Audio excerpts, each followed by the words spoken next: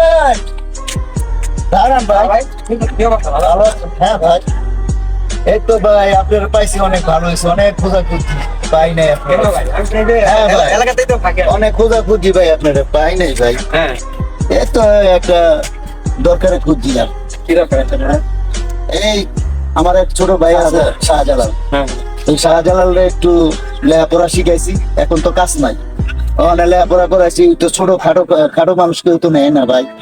এখন ওর হলো একটু ঝামেলায় পড়ে গেছি। আমি চলার ক্ষমতা আছে কিন্তু তো খাটো মানুষ ওর চলার ক্ষমতা নাই ভাই। ও যদি আপনি মানে কোনো কাজ বাজ দিতে চাইতেছেন না? কি করবো, অনেক ছোট ভাইটা লয়ে ঠিকই গেছি।